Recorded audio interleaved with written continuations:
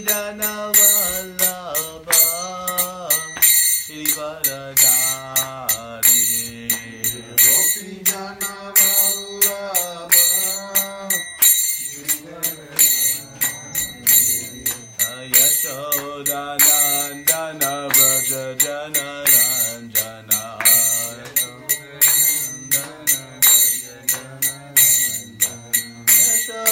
Yashodanandana Vraja Jana Ranjana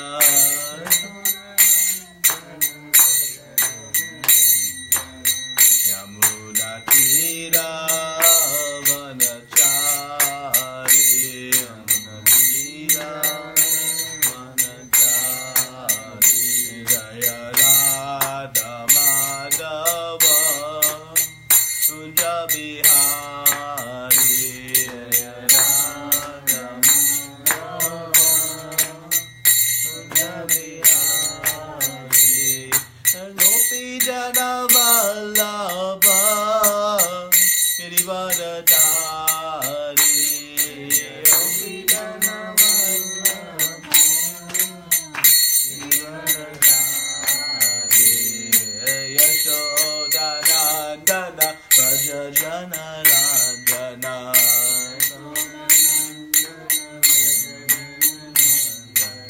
Yamuna Tira Vanachari Yamuna Tira Vanachari Jaya Radha Madhava Kunja Bihari Jaya Radha Madhava Kunja Bihari Jaya Radha Madhava Kunja Bihari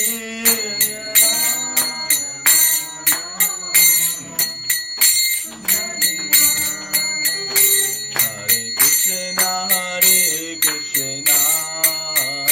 Krishna Krishna Hare Hare Hare Rama Rama Rama Hare Hare Hare Krishna Krishna Krishna Hare Hare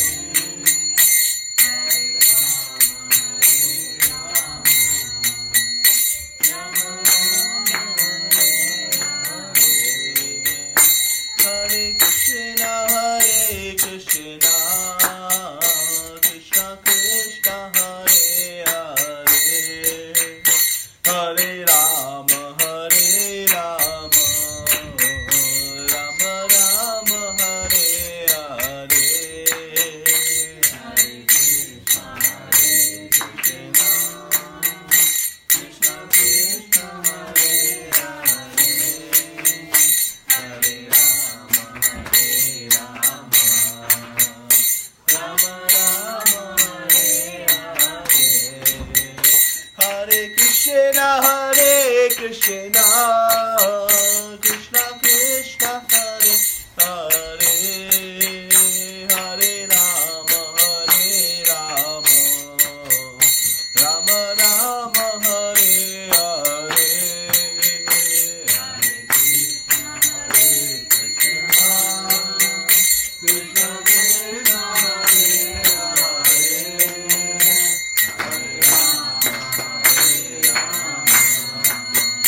Rama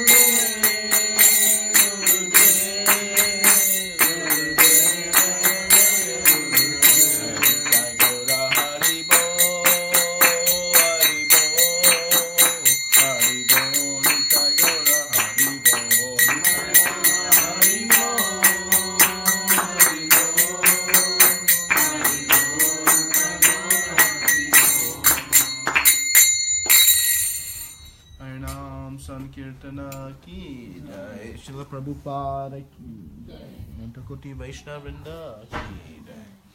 Om Namo Bhagavate Vasudevaya. Om Namo Bhagavate Vasudevaya. Om Namo Bhagavate Vasudevaya. Om Namo Bhagavate Vasudevaya. Om Namo Bhagavate Vasudevaya. Om Namo Bhagavate Vasudevaya. Om Ajnanaatimirandasya Jnananjana Shalakaya Chakshurun Militam Yena Tasmai Shri Gurave Namaha. Shri Chaitanya Manobishtam Stapitam Yena Bhutale Swayam Rupa Kadamayam Dadati Swapadantikam. Vandeham Shri Guru Shri Uta Padakamalam Shri Guru Vaishnavamscha Shri Rupa Sagajatam Sagana Raghunatam Vitam Tam Sajivam Sadvaitam Savadutam Parijana Saitam Krishna Chaitanya Devam Shri Radha Krishna Padam Sagana Lalita Shri Vishakhanvitam Shra. He Krishna Karuna Sindhu Dinabandho Jagatpate Gopesha Gopika Kanta Radha Kanta Namosute Tapta Kanchana Gaurangi Radhe Vrindavaneshwari Vrishabhanu Sute Devi Pranamami Hari Priye Vancha Kalpa Tarubhyascha Kripa Sindhu Bhagavacha Patitanam Pavanebhyo Vaishnavebhyo Namo Namaha. Namo Vishnu Padaya Krishna Prasthaya Bhutale Srimate Bhaktivedanta Swami Niti Namine. Namaste Saraswate Deve Gauravani Pracharine Nirvishesha Shunyavadi Paschata Deshatarine. Jai Shri Krishna Chaitanya Prabhu Nityananda Shri Advaita Gadadara Shri Vasadi Gaura Bhaktivinoda. Hare Krishna Krishna Krishna Hare Hare Hare Rama Rama Rama Hare Hare.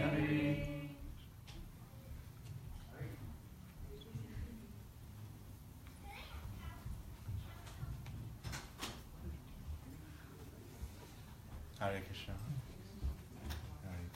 Hare Krishna. So, today we're discussing the third chapter. Just seeing if anyone's paying attention.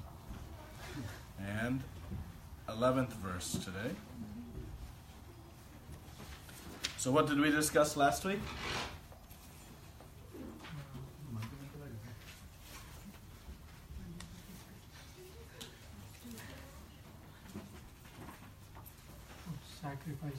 Sacrifices. So this whole chapter is about teaching us to do yajna. Okay? And why we must do yajna?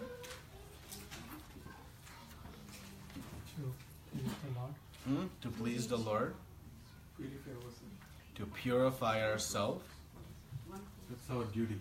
It is our duty. Why? Yajna purifies us of what? Our material desires.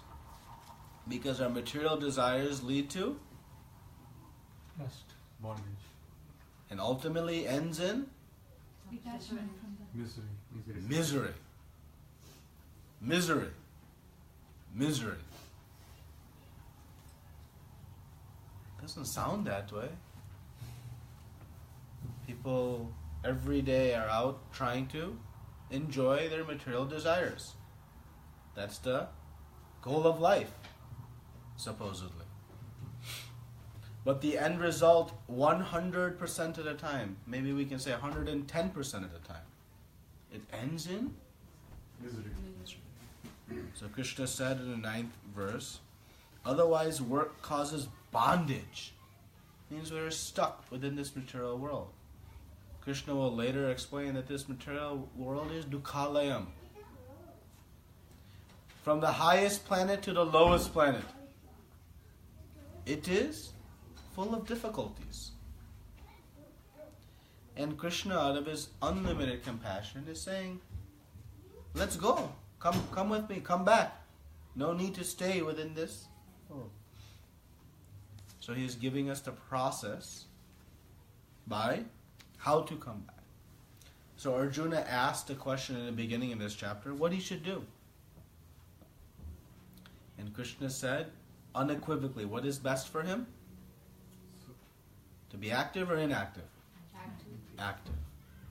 Why active? That's soul's nature. Because the nature of the soul is to be active. So, now how to be active? Just be active? Move around? Perform your duties. Perform your duties and? Do not get attached to the result. And detach from the result. Do your action, but detach from the result. These two things combine to make a very powerful set of action for us to purify and ultimately free us from this bondage and brings about eternal happiness and bliss. Isn't that the goal? What is the goal of trying to satisfy our material desires? What is the goal? To be happy. To be happy. Right? That's why we do it. So the goal is good. The objective is perfect, is sound. And the objective comes from the nature of the soul. The nature of the soul is to be happy. That is one of its constitutional positions. It is ananda, full of bliss, not temporary bliss. Ananda means full, 100% of the time. So we should find how to get then that eternal happiness. And Krishna says, don't be stuck in this world of birth, death, old age, disease. Instead, become free from all of that. And how to do that? We must do yajna. So last week we discussed yajna. And what is the yajna that we can perform in this age? Sankirtana yajna. Can we perform any other type of yajna truly? We are not qualified. It's not possible. But how much qualification does it take to perform Sankirtana yajna? Do you have to be rich? Do you have to be intelligent? Do you have to be tall? Do you have to be male or female? Do you have to be a brahmana? Do you have to be a dark skin or light skin or yellow skin, purple skin, green skin? Does it matter? What is the Sankirtana yajna? Chanting Hare Krishna, Krishna Krishna, Hare Hare, Hare Rama, Rama Rama, Hare Hare. How long it took us to learn that mantra? Even a 5-year-old child can take to this process of Sankirtana yajna. Right? So now let us see the yajnas that are also prescribed in the Vedas and what Krishna is ultimately going to tell us. Okay? So we can read the 11th verse.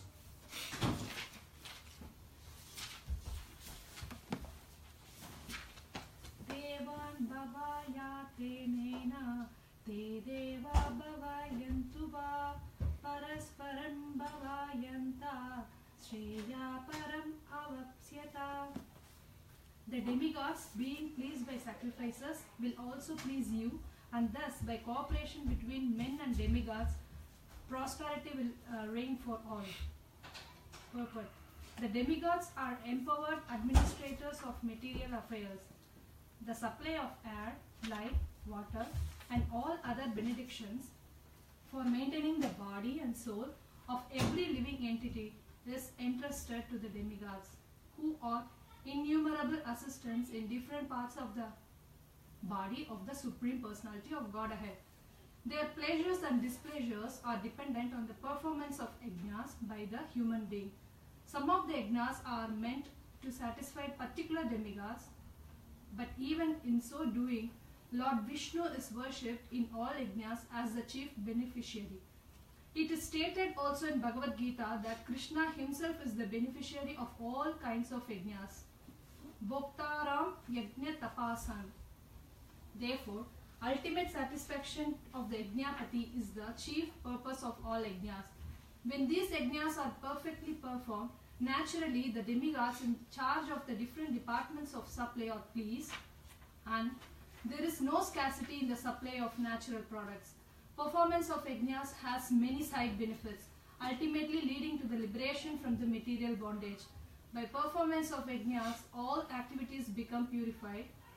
As it is stated in the Vedas, Ahara Sudau Sattva Sudhi Sattva Sudau Dhruva Smriti Labe Sarva Grantinam Vipra Moksha. By performance of yajna, one's eatables become sanctified, and by eating sanctified foodstuff, one's very existence becomes purified. By the purification of existence, finer tissues in the memory become sanctified, and when memory is sanctified, one can think of the path of liberation, and all this combined together lead to Krishna consciousness, the great necessity of present day society. So Krishna says here again, the demigods being pleased by all sacrifices will also please you. And thus, by cooperation between men and demigods, prosperity will reign for all.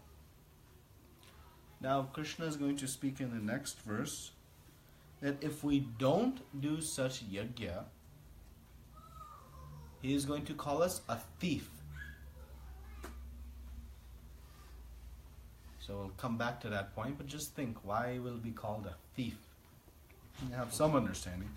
So in the prior verse, in 10, Prabhupada explains that this material world was created in such a way that one can enjoy the different facilities of the material world and make progress back home towards liberation. Right? So Prabhupada says, so that while in the material world they can live very comfortably without anxiety, and after finishing their present material body, they can enter into the kingdom of God. That is the whole program for the conditioned soul. So this is a statement that Prabhupada made in the prior verse. So, in these two verses, and in the next verse, Krishna is speaking specifically about these karma kanda sacrifices. So in the 9th verse, Krishna said, work must be done as a sacrifice for who? Work done as a sacrifice for Vishnu has to be performed. Alright? So now, why is he speaking? If he has said, work for Vishnu has to be performed, why is he speaking about now that the demigods being pleased by your sacrifice will also please you? Any ideas or hypotheses? Why Krishna is speaking this way?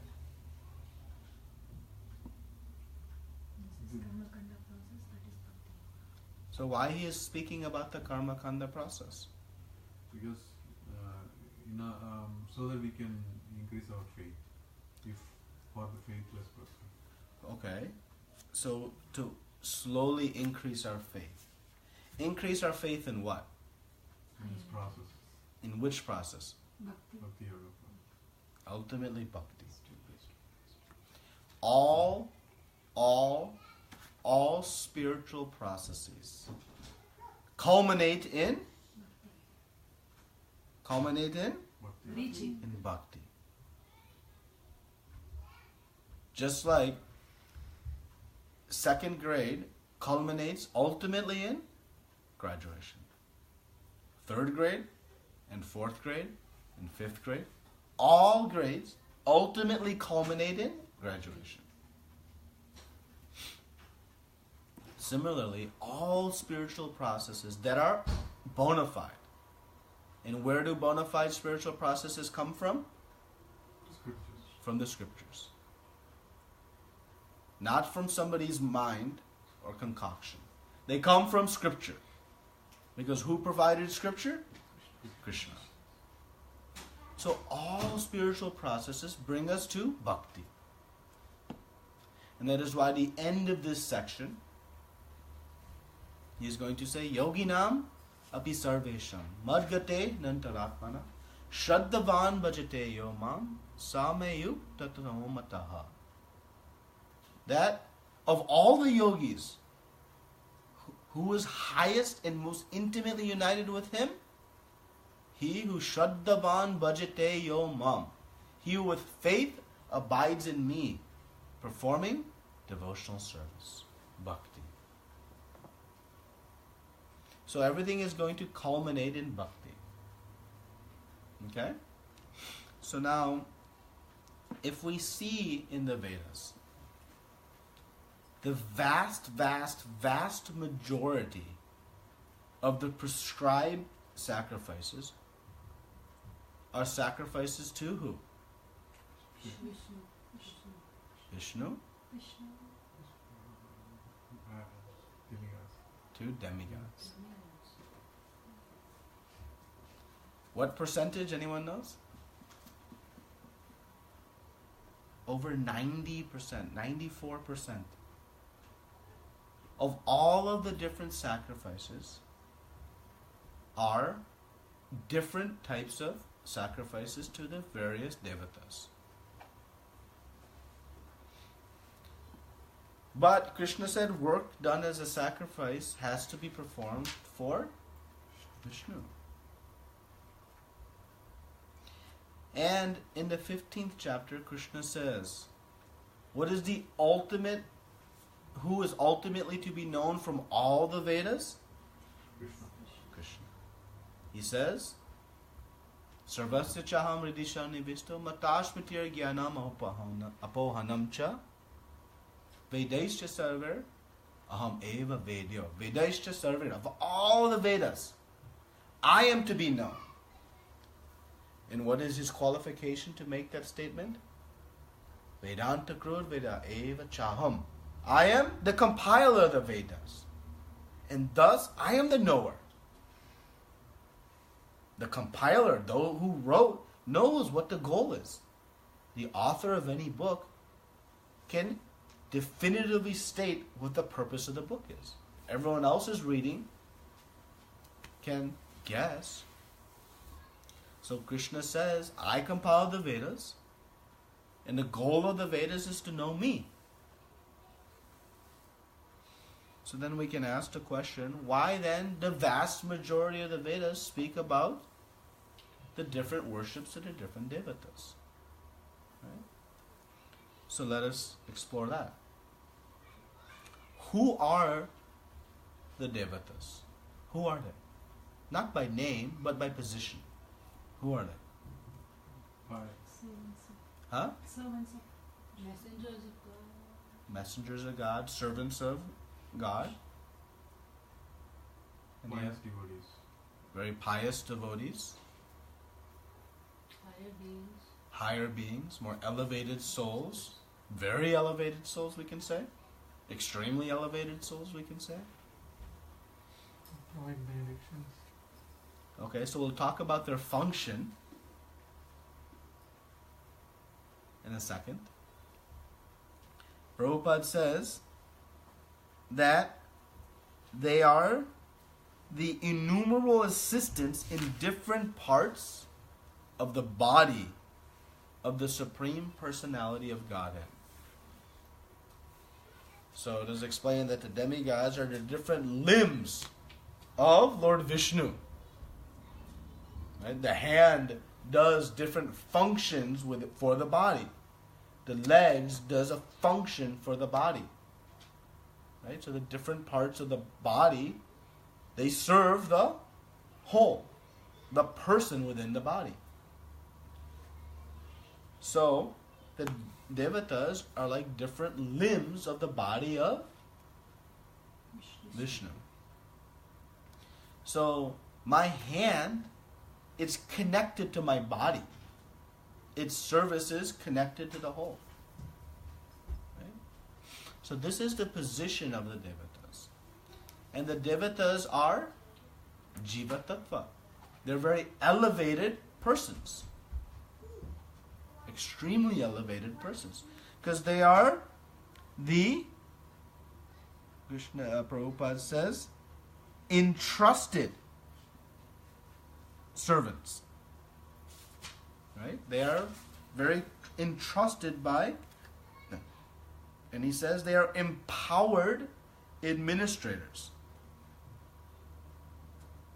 So what function, what service do the different demigods perform? The supply of air, light, water. The supply of air, light, water. How many services the demigods perform? Huh? Millions. Millions and millions and millions of services they perform. So let me ask you a question. Anywhere you can find where you can receive a service, sorry, let me say the question differently. Anywhere you go and you receive a service, what is your responsibility? You have to pay for it. If you go and get a haircut, that's a bad one for me. But if you go and get a haircut, what is your responsibility? You go to the grocery store and you see, oh, nice mangoes, nice oranges, nice fruits, vegetables. You put in your bag. And then you walk out. What do you have to do? You pay for it and then You have to pay for it. You have to pay for it. You're driving on the roads and you're thinking, wow, these are nice facilities for me to go very nice distances. What do I have to do? To ride on those roads, what do I have to do? I have to pay for it. Right? I want to plug in a lamp, plug in a microwave, electric stovetop. I can just use it? What do I have to do? pay your electricity. You have to pay your electricity bill. Do I need more examples?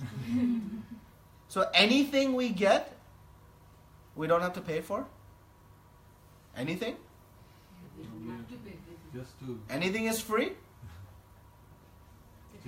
just be here in this country, just like do nothing, you still have, you're paying, because like you're paying your insurance and Everything, yeah. Everything we have to pay for.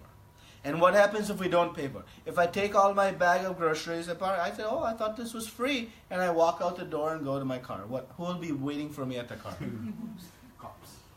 And they will imprison me. We're not paying for the air that we breathe. Oh. Well, let us see. That's what people think, right? Oh, well, you don't have to pay for the air you breathe. Do we not have to pay for the air we breathe? We should.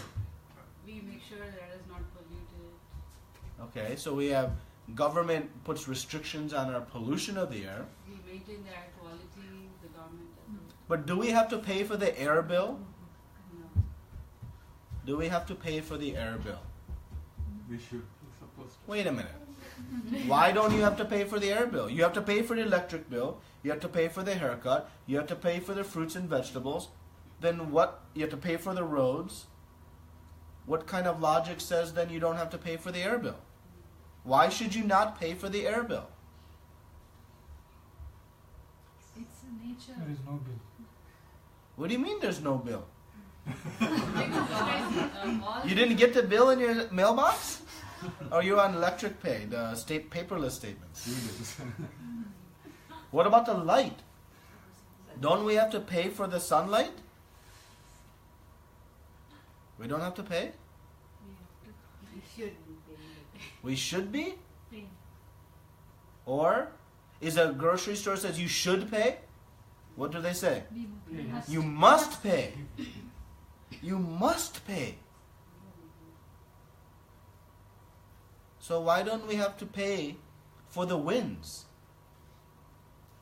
When Vayu is administering the winds, we don't have to pay? What is the benefit of the winds? Without the winds, the clouds would not move from over the ocean to over land, which means we would not have water. We don't have to pay for the wind? We did not get the wind bill? Should we pay or must we pay? We must pay. We must pay. So, we have no doubt, by very practical logic, we must pay for these bills. So how do we pay for these bills? How do we pay our electric bill? Money. We get a statement and we pay it. So how do we pay the air bill? Huh? By sacrifice. By yajna. Right? So it's not a question of we should, we must. Because if we do not pay the air bill, the light bill, the wind bill, and how many varieties of bills there are? Our mailbox would be overflowing if they sent us statements. Sometimes we wish they sent us statements so we would know. Oh, I thought the air was free. I think they're all But it is super not. rich in heaven, so that's why Huh? they're all super rich in heaven. So They're super rich in heaven. They So- don't want us. They're giving it for free. They're giving for free. So the supermarket owner who's very wealthy, he says, yeah, I have enough money, you don't have to pay. That's what he says? No. No. So, we have to pay yajna. And how many different invoices do we have? How many different devatas are we? Million. How many? 33 million. So anybody does not have a balance to each and every one of those 33 million? No. Every living entity has a balance. And why we owe them? Because they are the empowered administrators who have been given this responsibility to manage these affairs. So we owe them some reciprocation. And so that reciprocation is explained as different types of yajna that one can perform. And above and beyond that, one can perform these different yajnas to these devatas, not just to satisfy one's debts, but to also obtain some further facilities, some more additional facilities, like getting rich, money, Powerful. power, Fulfilling all the desires. fulfilling all the... How many varieties of desires we have? 33 million plus one. We have unlimited desires, right? So to satisfy them, there is a path to performing this sacrifice. Right? So, the different empowered administrators, the devatas, are great, great, great personalities who are performing a very dear and beloved service to Lord Vishnu. And so we owe them our respects and our gratitude. Now, when we perform the yajna, who is the beneficiary?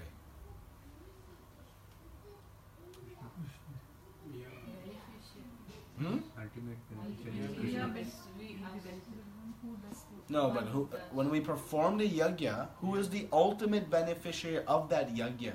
Vishnu. Vishnu? So if I perform a yajna to, let's just say, Lord Indra, Who is the beneficiary? No, but who is the ultimate beneficiary of that yajna? Who receives that yajna? Vishnu? No, The on demigod whom we did? receives it. On which demigod we did? It's for Indra, then Indra receives it. Okay, so Indra receives it. So Indra receives the yajna, and what does he do with it? He passes to Krishna. And ultimately it reaches Vishnu because he is a part of. Because he's a devotee. So Indra can give anything back independently? It has to be sanctioned by Vishnu. So he says, Bhoktaram yagna tapasam. Krishna will say at the end of the 5th verse, I am the ultimate beneficiary of all sacrifices. Just like the hand. When the hand does service, who is the beneficiary of that service the hand provides? The body. The whole. So whatever service the devatas are performing, and they are receiving some yajna, they give to the body. Just like the hand gets one rasgulla, it gives to the body. It doesn't keep itself. Right? And the hand has value because it's connected to the body. So the source of all of the powers of the devatas, they comes from Vishnu.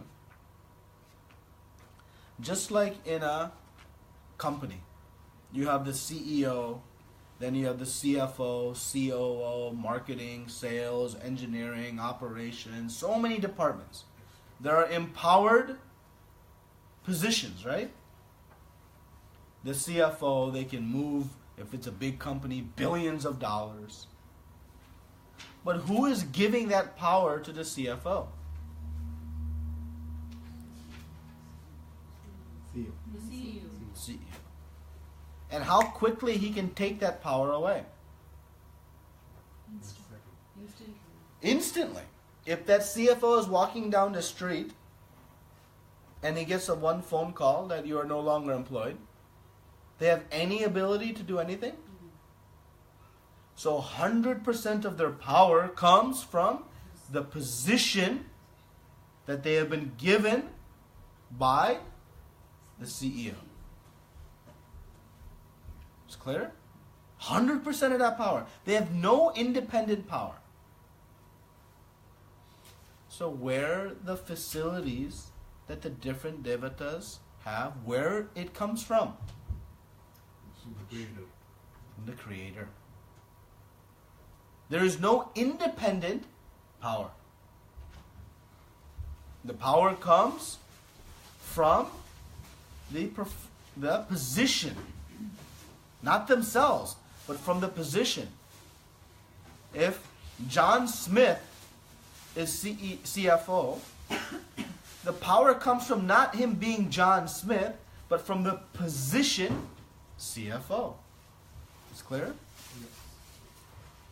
So the position of the devatas is where it comes to power. And where that power comes from? It comes from Vishnu. He is the source. He is the CEO.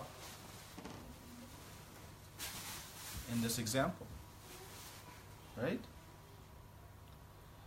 So, quick review now. We have to pay. That we have no doubt. No should, we must. We must pay the air bill, light bill, wind bill, and all these bills. And who ultimately we must pay to? Vishnu. Vishnu. Why Vishnu? He is the CEO.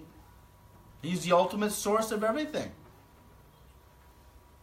Anadir Adir Govinda. Sarva Karana Karanam. Lord Brahma tells us. He is the source of everything. And he is the cause of everything.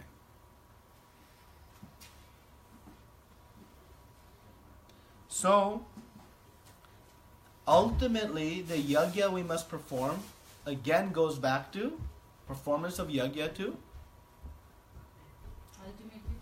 ultimately to Vishnu. If you're an employee in an organization and you have a choice, you may serve the CEO or you may serve anyone else in your organization.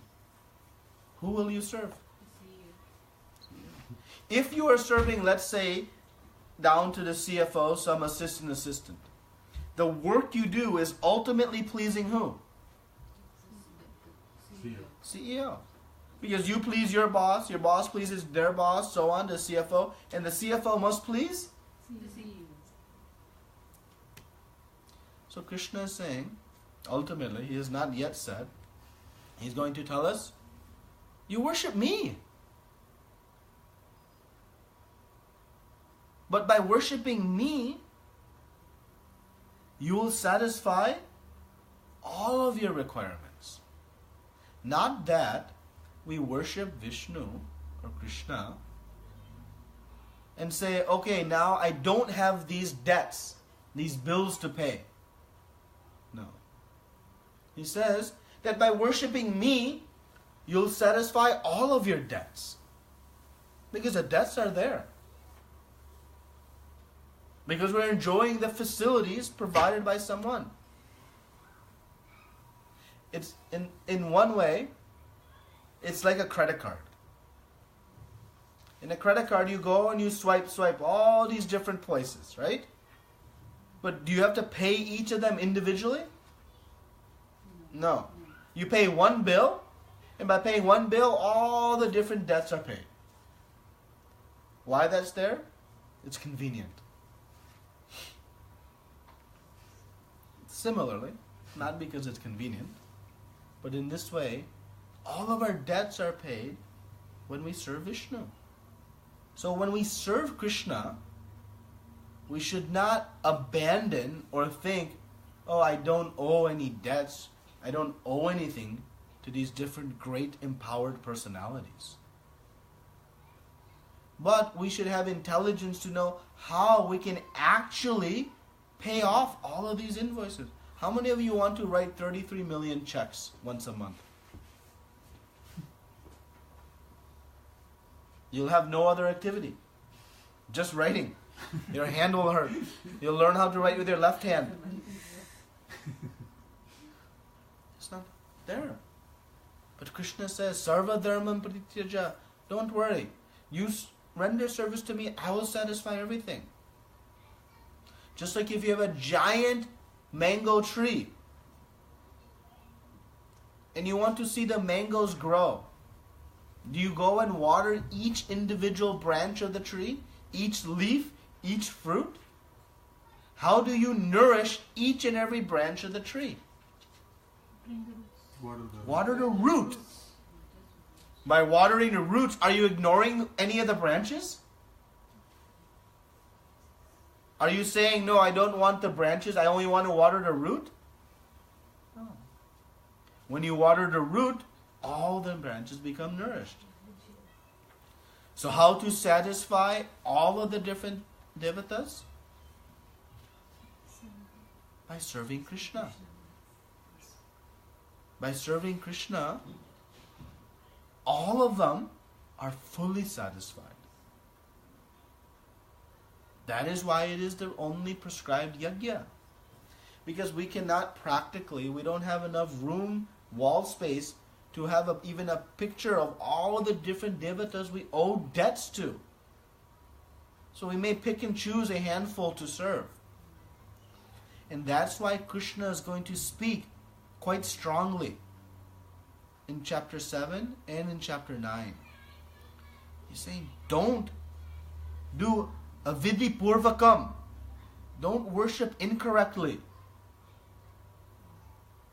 Don't be ritya gyan. Your intelligence is stolen when one tries to worship the devatas for their material boons. It's not very intelligent. Why? Not because they don't perform a great service, because one will never be able to satisfy our debts by trying to worship them individually. And two, most of our worship to demigods, is it to satisfy our debts? Why do most people worship the different devatas? To get more. To get more. To get something, not to give. To get. And what happens when we get that wealth that we pray for, that fame we pray for, the strength, the nice spouse, the child, the promotion, the car, the house? What happens? More attachments. And I open this discussion today with material desires leads to? Misery. Material desires leads to? Material desires leads to? Until we are convinced of that, we are doomed. Doomed. So by rendering service to the devatas to receive more material desires, it's like when you have a rash and you scratch it. Does it make it better? It makes it worse. Yeah, some temporary relief. But ultimately, misery. So Krishna is telling us, you worship me. Anyways, by doing worship the deva, you're indirectly worshiping me. I am giving you the opportunity to worship me directly. Why you would not do that? So to protect us from a temptation, sometimes he speaks even strongly. Just like a child is playing in the garden, and one snake comes. Now, the mother and father speaks gently. Oh, stay away from that snake. They speak gently. Sometimes the mother and father speak strongly. Are they disrespecting the snake by speaking strongly? No. What are they doing? Protecting the child in the garden. Right? So when we read Krishna's commentary about the different worship of demigods, he's not disrespecting the demigods. They're his servants.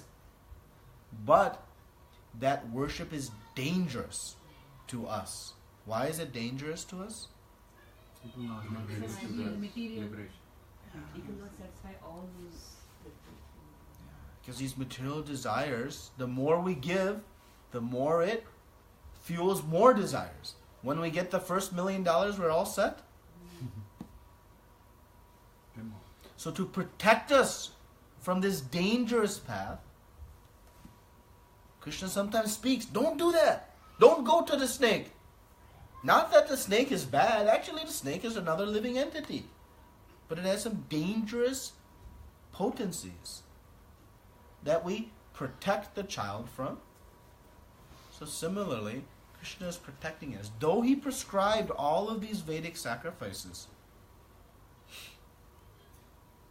ultimately he's going to say, you don't go. You just worship me. You're worshipping me anyways. And by worshipping Krishna, everything becomes fulfilled. Even our desires. If we have material desires, we should still worship Krishna. He says in the 7th chapter, those who come to me, even with some desires, they're pious. But when they come to me, I will help purify them of those desires. And what is the benefit of purifying from our material desires? Freedom, happiness, bliss. Then we think more material desires fulfilled equals more happiness. But actually, losing the material desires and gaining spiritual desires, that's just going to give us happiness. So, next week, we'll discuss, well, maybe in 2 weeks we'll discuss this progressive stages of why, now the question comes, why Krishna then even gave these sacrifices? If he wanted us to worship Lord Vishnu, why he bothered giving all these other sacrifices? We have that question, right? It's a good question. Well, let's remember one thing. Krishna is going to say, Sarva dharma parityaja mamekam. He's saying, give up everything, including these sacrifices. And mamekam, surrender unto me alone. Then I will deliver you from all of your future suffering. Don't fear. So why he then gave those sacrifices? We'll discuss in 2 weeks. But the short answer is, because if we don't have faith in worshipping Krishna, Lord Vishnu, then he is giving a different entry point. Where, okay, you can enter here and slowly build your faith. Why? Because by worshipping the demigods, you have to acknowledge one thing. I am not the independent doer. I need someone else I must surrender to. So the mood of surrender, the mood of yajna begins to manifest. And by progressive receipt of gains, boons, hopefully one will begin to inquire, where is this all coming from? Who is the source of all of this? I'm getting some temporary enjoyment, but is there a place where I can get ultimate? What yajna can give me eternal enjoyment? If this inquiry continues, it'll bring one to, what will it bring us to? Bhakti. What is the ultimate culmination of all spiritual practices? Bhakti. Everything ends in Bhakti. So our question is this. Are we going to take the elevator to the top floor, or are we going to take the stairs? Both options are available. Krishna has opened the door to the elevator. He has pushed the button at the top floor. All we have to do is decide, am I going to step in or am I going to take the stairs? When we go to the elevator, who does all the work? We just have to do a little bit. When we go take the stairs, who has to do all the work? What is the guaranteed way to get to the top floor? Bhakti is the elevator process. So now is there any doubt where we should perform our yajna? We said, what is the only yajna we can do in this age? Chanting. Hare Krishna, Krishna Krishna, Hare Hare. Hare Rama, Rama Rama, Hare Hare. So to the great personalities of these personal servants of Lord Vishnu, the devatas, we owe great respect and love and responsibility and debt to. And to serve them and to satisfy the debts we have, we must ultimately come and serve Lord Krishna. That is the only real means. And thus Krishna consciousness is the only means. And thus, Prabhupada says at the end, Krishna consciousness, the great necessity of present day society. Okay? Any questions, comments? I'm sure many questions on this topic. So probably, is there a limit from devatas in giving benediction through a guess? Is the CFO limited in what they can give? Yes. And limited by who? CEO. By the chairman of the company, the owner, the CEO. So the devatas cannot give independently. So when they receive your sacrifice, what do? They turn and they offer to Vishnu. If the CFO receives service themselves and doesn't turn and offer to the CEO, they'll be kicked out because they're not doing their job. So the demigods can only give according to the rules established by the CEO, by Krishna. Krishna says, if this, then you can give that. And who has that which can be given? Does the CFO have the money they can give?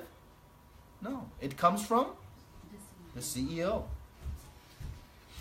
So yes, they are very limited, structured, based on the rules. But now the CEO, are they limited by anything? The owner? They can do whatever they want. And thus when we go and pray to Krishna, there's no limit to the love He gives to us. Thus He says, I personally come and carry what you lack.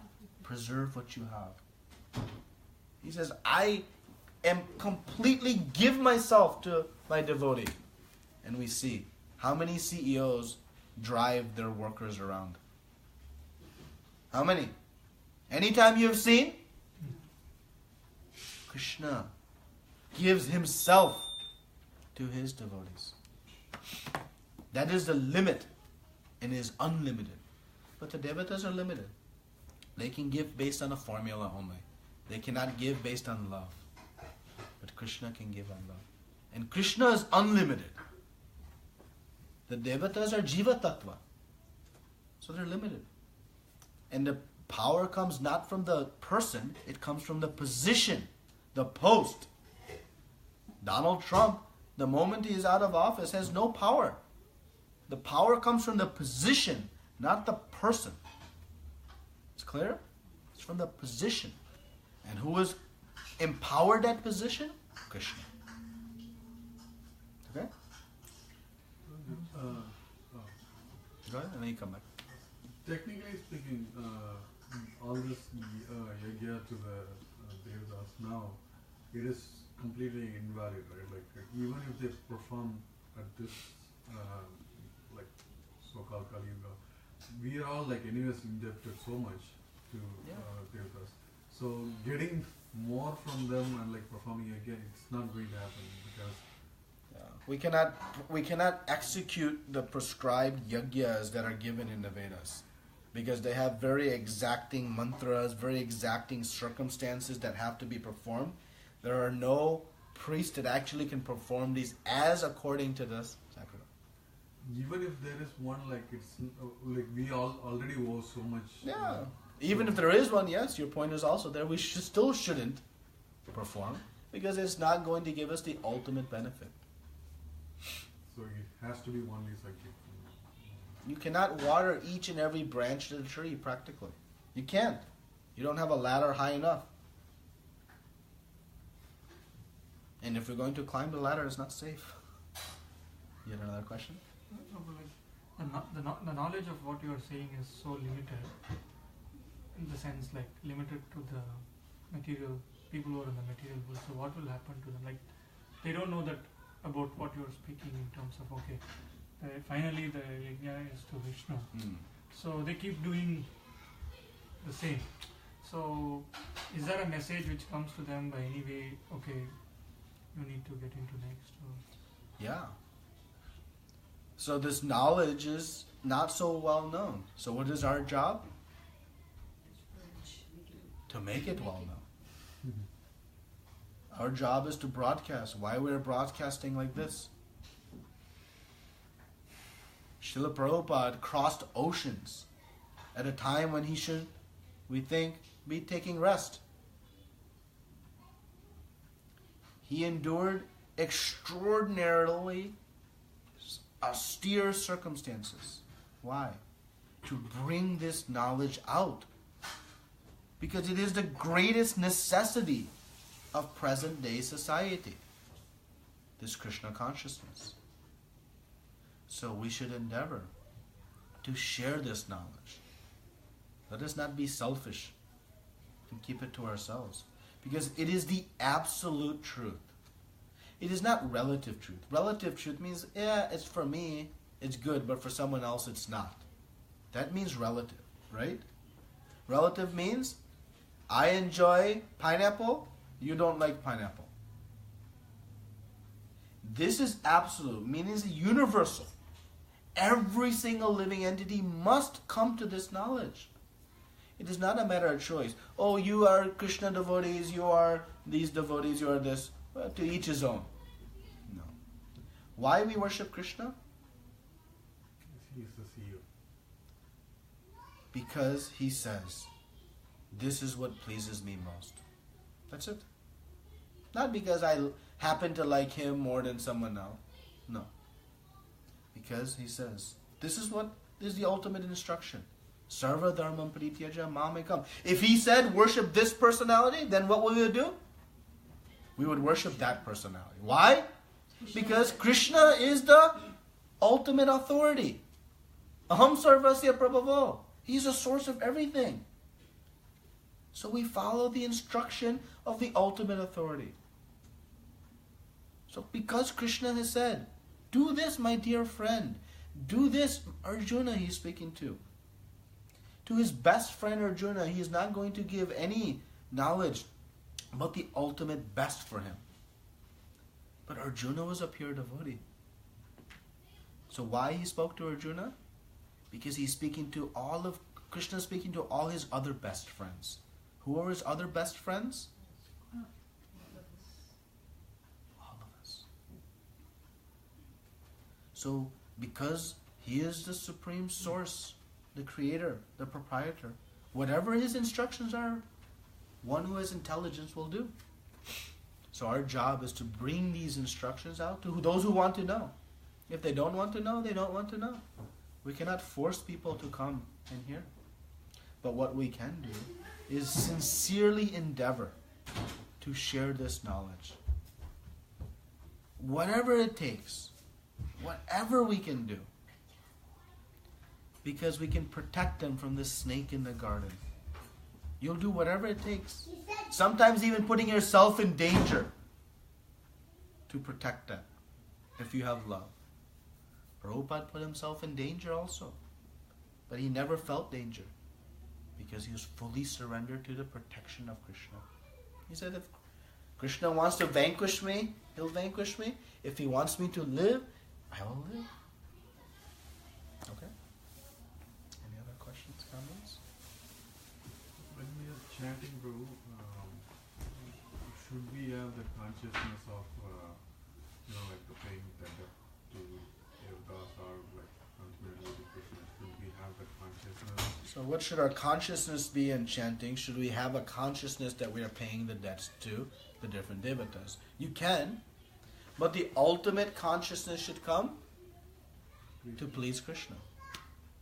Because when we please the CEO, automatically everyone else is pleased. I don't have to think to please everyone else. So that's why Krishna says, Sarva Dharma. Give up all other dharma.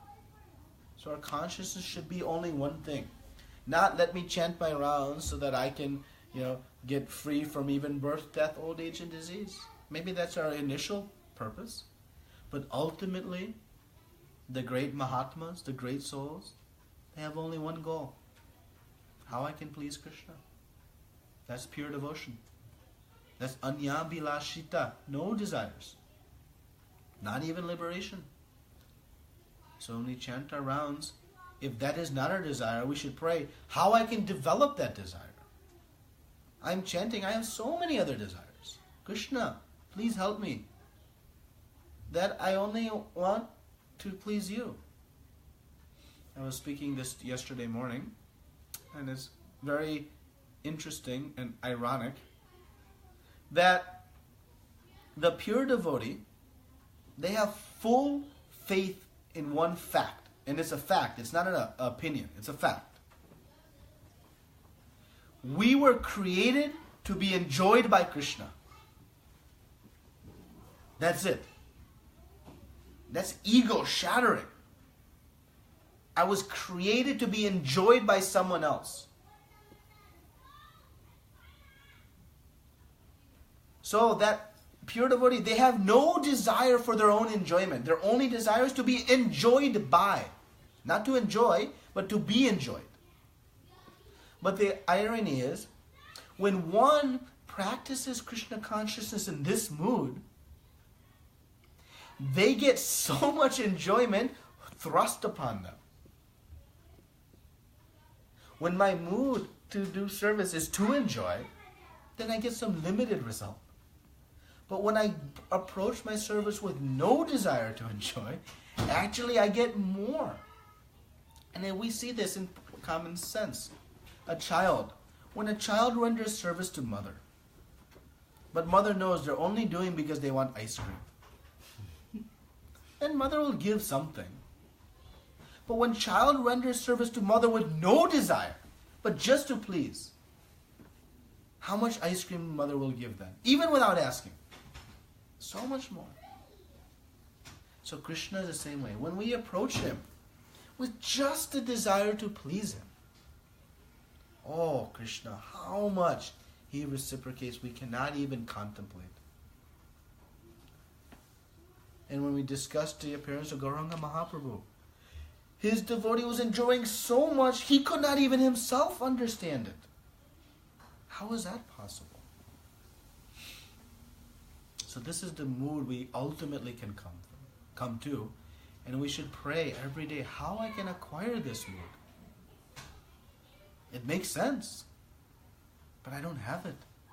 I'm so foolish. I'm just speaking of myself now. So foolish. So entrapped by so many other things. When this desire will come, if we pray that way, who will make it happen? Krishna. Okay? Any other questions, comments? Right. Three types of bhakti, sadhana bhakti, bhava bhakti, and prema. Can you explain it more? Like, how do we experience that bhava bhakti and prema bhakti? So, I cannot explain it in the time allotted. The bhava, sadhana bhakti, bhava bhakti, prema bhakti, the different levels of bhakti. You read Nectar of Devotion, and then you take the Bhakti Shastri course, and in 19 weeks or some 20 weeks, you'll understand this fully. But just remember one thing, just do your sadhana with great desire and great humility. Desire and humility. Those are the powerful forces that bring us to, ultimately, Krishna Prema. Krishna Prema is pure love of God, where one experiences spontaneous ecstasy in service of the Lord. When we woke up this morning, hopefully we all did, and chanted our rounds, was there spontaneous ecstasy? Maybe moments, but not full. We are doing because it's regular. How do we, like you say that moment, how do we keep it consistent, that ecstasy moment? How to keep the desire, the determination constant? Well, we have to establish in our heart that that's what I want. Right now we have so many wants in the heart, right? But we need to become single-minded and focused. In purpose. Then, how intense? Right now we're dividing the intensity or divide. If I have a power of 100, right? And I have 10 desires. Each desire has how much power? If I have total power 100 and I have 10 desires, how much is each desire have? Each has 10. If I have 100 power and I have 100 desires, how much each power have? Each has 1. If I have power of 100, I have only 1 desire. How strong that desire is? We must become single. Dovetail all of our energy into one desire, and then it'll happen. So when we have multiple desires, we dilute our enthusiasm, our determination. So that's why Krishna says, Sarva, everything. Ekam, just me. One desire. Not 100, not 1,000, not 1,000,000, or 1,000,000,000. One. And use the power that we have within us.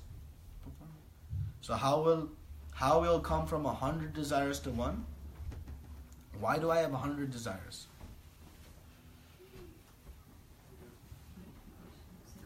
Attached to more material. We're attached to 100 different things. Right? I'm attached to 100 different things, so I have 100 different desires. So how I will come in one of those, let's say, is Krishna. And I have 99 other desires. Now how I will come to 2 desires worth of Krishna, 98 other. How I'll give up that one? When I'm trading something a lower value for higher value. That one desire now, no, because Krishna's giving, I'm getting more happiness there. So now I am 2 against 98. How I'll come to 3 against 97? Ultimately, when I know who Krishna is, which I can never know, I can just scratch the surface. He's achintya, inconceivable. But I begin to practice devotional service. Slowly what happens? I'm giving up these lesser desires and increasing my Krishna desire. Then some point I come 50-50. 50 units in Krishna, 50 other desires. And slowly I have to come to 100%. How I'll come to 100%? Chanting Hare Krishna, Krishna Krishna, Hare Hare, Hare Ram, Ram Ram. Chanting not just mechanically, but chanting Krishna, please help me understand and develop this desire, develop this potency to please you. We don't have to pray for ecstasy, pray for this, ecstatic symptoms. Why? It's going to come. If we just pray, how I can have purity of heart to only please you. Help me remember, you made me to be enjoyed by you. It'll happen. It's okay. Sometimes, Prabhu, it's not that the desires you do not have, but it's just that problems of life that come in front, and that kind of distracts you too. So it's not that you're attached to some desire that you really want that particular, but what about the problems? How, when they come and they kind of, do not help you focus in chanting, how do you cope up with that? So how to cope with the problems? Maybe not desires. Maybe I don't have so many. I want this. I want that. But I have to deal with this. I have to deal with that. So many obstacles come, right? So when a problem comes, what is our goal? Solution. We want to solve it, right? So when we have a problem, we want to solve it. What is going to solve each and every one of our problems?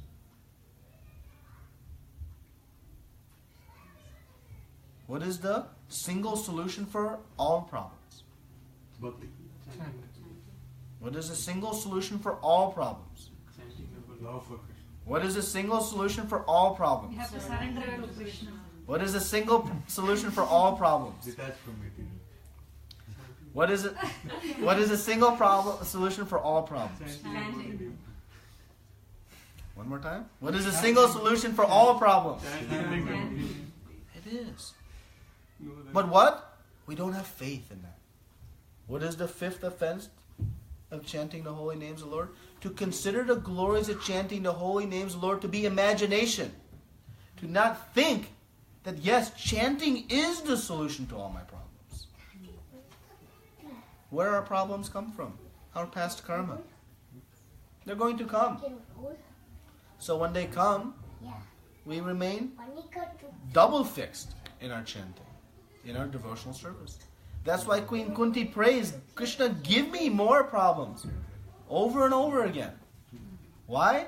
Because when I have problems, then I meditate on you even more intensely. Otherwise, I get deluded by my... So when we face difficulties, they're real, they're practical. But take shelter of the holy names. Now we have to be practical. If child is sick, I can't just take shelter of the holy names. I have to nurse that child. But we can't come so absorbed in nursing the child that we forget our ultimate purpose. Because what's going to give even our child benefit is our own devotion. Right? So no problems should get in the way of our devotional service. Because that is the greatest necessity of present-day solution. Present-day society. So whether it's problems, whether it's material desires, whether it's different prescribed duty responsibilities, we must prioritize. We have 24 hours in a day. Krishna says, give me 2. That's less than 10%. 90% plus you can use for all your other things. Is 10% of our day that much? Seriously, is it that much? That's all Krishna is saying. We think, chanting 60, I'll never come to it. 10%. Does the employer say, you give me 10% of your week and I'll give you your subsistence for your life? No, at least 40 hours out of 168. What is that math? Approximately 25%. To live in a house, you have to spend 30 years paying. What percentage of our life? Krishna says, just give me 10%. Can we do it? Can we do it? Yes.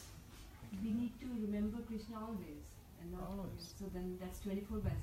Yes. That's not. So in serving your family, in serving your job, if you're serving your family, you're serving them as devotees of Krishna. So when you're nursing your child back to health, you're nursing your child back to health not so they can satisfy their senses, so they can again engage in the service of Krishna.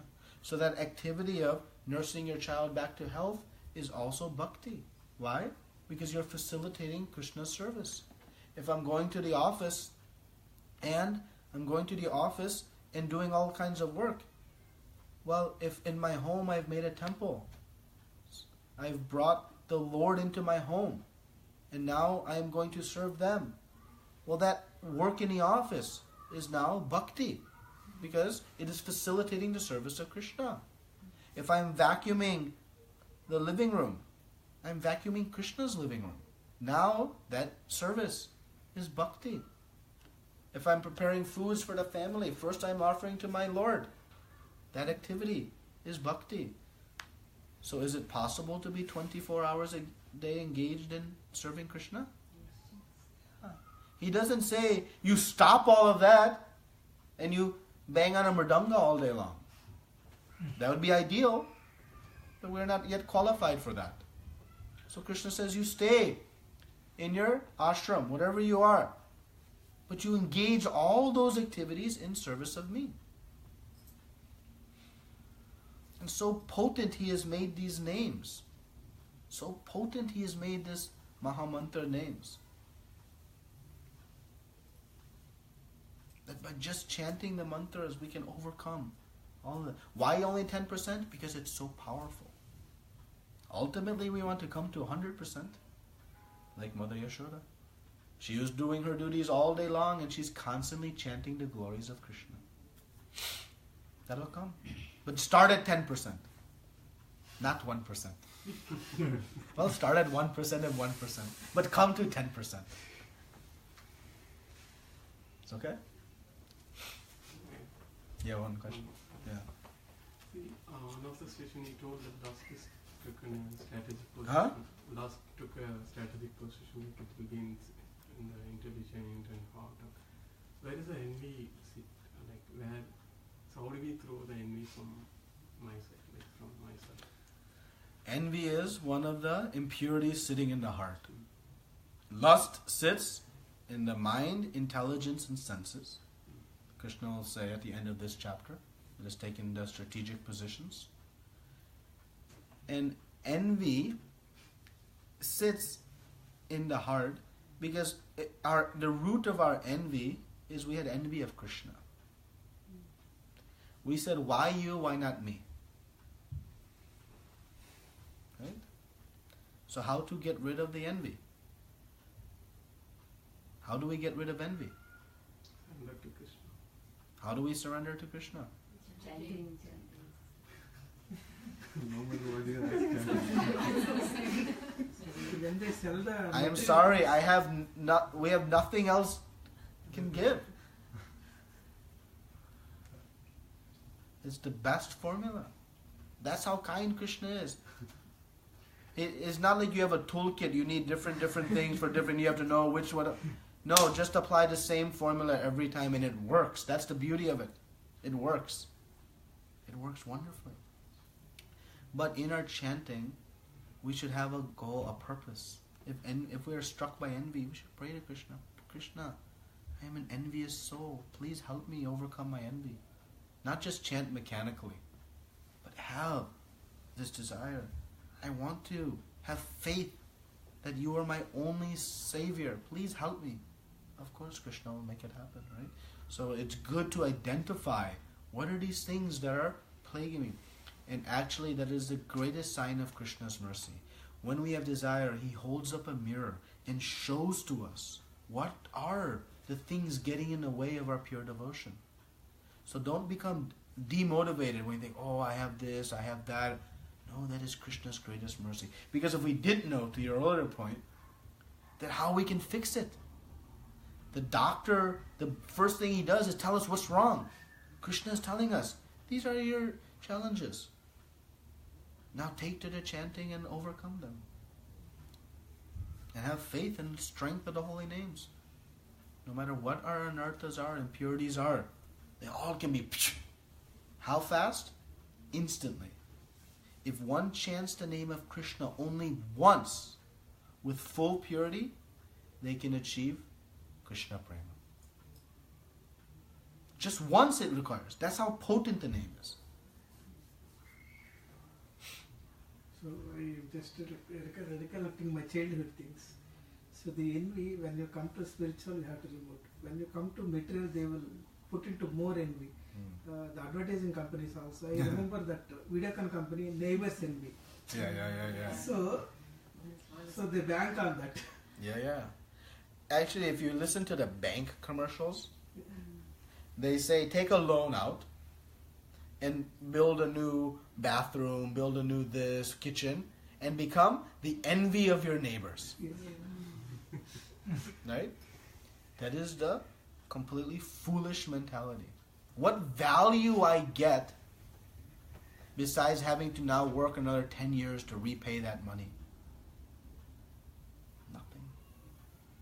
But this is why what is the greatest need of spiritual society, of society? Krishna consciousness. Because it's so foolish. But until we come to knowledge, we don't know it's foolish. It's not so obvious. But when we just think, step back and think, it's so clear how foolish it is that I'm going to work to obtain the envy of someone else. Who cares? What is that going to get me? Nothing. Nothing. But the mind says, go get that if it's uncontrolled. That's why the mind is the greatest enemy if it's not controlled. We must control the mind. It will give all kinds of crazy ideas. Mind will give crazy ideas. You go dress up in green and go get intoxicated like, nobody's thing and have fun. What good comes from that? Nothing. What whole country yesterday was performing such pastimes. I don't. It's like St. Patrick's Day. It's like supposed to be some kind of spiritual thing. It's a saint. This- How many saintly activities took place yesterday? Besides all of you chanting? Nothing. Anything else? Okay, so let's take to this most important process of chanting.